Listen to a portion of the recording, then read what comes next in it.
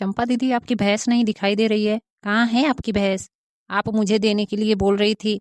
मैंने पैसों का इंतजाम भी कर लिया, लेकिन आपका कुछ पता ही नहीं लग रहा है। आपकी भैंस तो दिखाई ही नहीं दे रही है। अरे शांता, क्या बताऊं मैं। कितना दिन तक इंतजार करूंगी मैं तुम्हारा, जब तुम्हारे पास पैसे ही नहीं थे। मेरे घर तो चारा भी नहीं था कि भैंस को मैं खिलाती। हाँ, तो आपको पहले ही बोल देना चाहिए था ना। मैं भी इतना परेशान नहीं हुई होती। मैं तो कर्जा लेके फंस गई हूँ। अरे तो फंस क्या गई है? जिसके यहाँ से कर्जा लाई है उसका वही पैसा वापस कर दे। अब भैंस कहाँ से मैं भैंस रखती, जब मेरे घर कुछ चारा वारा है ही नहीं खाने के लिए। तो क्या खाएगी भैंस? हाँ, वापस ही करना पड़ेगा। नहीं तो सूद भी बढ़ेंगे, तो कहाँ से मैं सूद दूंगी। कल ही पैसे कर्जे लाई और आज जाती हूँ वही पैसा वापस कर देती हूँ। अरे दीदी, इतना जल्दी भैंसिया आपकी बिक कैसे गई? अभी तक तो ग्राहक ही नहीं मिल रहे थे। हैं? इतना जल्दी बिक कैसे गई? अरे यार शांता, बिकी नहीं है। वो भैंस मैंने अपने ननद को दे दिया। अच्छा, तो बहुत बड़ा किया होगा अपने दिल को, तभी दी होंगी अपने ननद को। वैसे तो एक फटी साड़ी तो आप देती ही नहीं है ननद जी को। अच्छा, तो तू बड़ा मान सम्मान करती है अपने ननद का। मुझे पता है कितना मान सम्मान करती है उनका। अरे चंपा दीदी, इतना गुस्सा क्यों कर रही हैं? मैं तो मजाक कर रही थी। अरे बाप रे, ये मजाक कर रही थी? इतना गंभीरता से कौन मजाक करता है? मुझे पता है तू मजाक वजाक नहीं कर रही थी। तू मुझे ताने मार रही थी। अरे नहीं नहीं दीदी, आपको गलतफहमी हुई है। मैं भला क्यों आपको ताने मारूंगी? क्या मैं आपसे मजाक भी नहीं कर सकती? अरे तो मजाक करना किसने रोका है, लेकिन इतना गंभीरता से नहीं। तो मुझे ताने वाने मत दिया कर। सॉरी दीदी, मुझे नहीं पता था कि आपको इतना बुरा लग जाएगा। मुझे माफ कर दीजिए। चल ठीक है, कोई बात नहीं। सोच समझ करके बात किया कर मुझसे। भाभी, माँ, आप लोग तो पूरा खानदान ही मेरा मिटा देंगी। अरे चंपा दीदी, ये तो आपकी ननद है इतने गुस्से में। ये क्यों इतना गुस्से में आई हैं? अरे शांता, पता नहीं क्यों इतने गुस्से में है।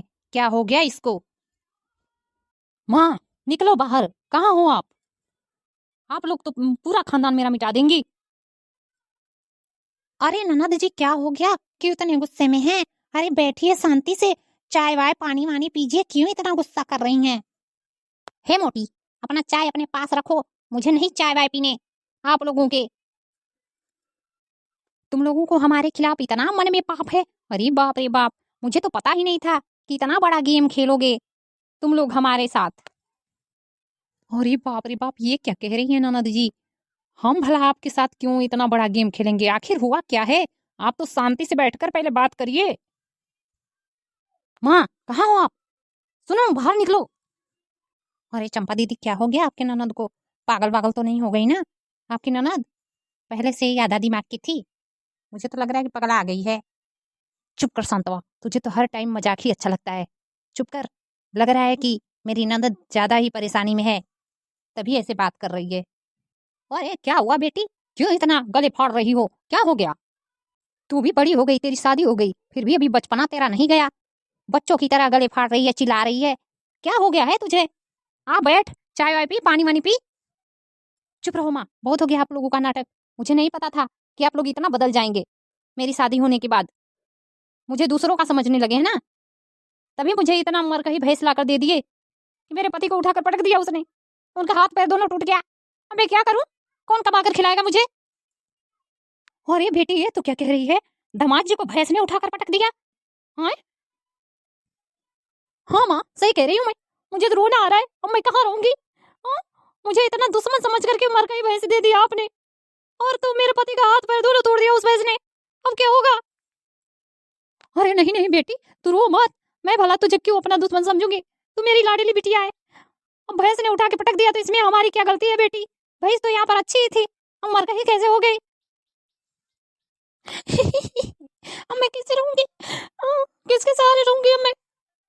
अरे चुप हो जा बेटी, चुप हो जा, रो मत। मैं हूं ना, मैं हूं ना तुम्हारे साथ। जब तक दामाद जी अच्छा नहीं हो जाते तुम हमारे घर रहोगी बेटी, और सारा दवाई का खर्चा मैं उठाऊंगी दामाद जी का। तू टेंशन मत ले बिटिया। अरे बाप रे बाप, इस बुढ़ी ने तो अपनी बेटी को भैंस भी दे दिया, और यहाँ पर इसके पति का खर्चा भी हमें उठाना है, दवाई वाई का, और इन लोगों का भी। अब क्या होगा? ऐसे तो हम लोग बहुत ही कंगाल हो जाएंगे। अरे ननद जी टेंशन मत लीजिए, वो भैंस मर कर ही निकल गई, अब उसे ही बेच दीजिए और उसी से अपने पति का खर्चा उठाइए। क्या करेंगी, भैंस को बेचने में ही भलाई है।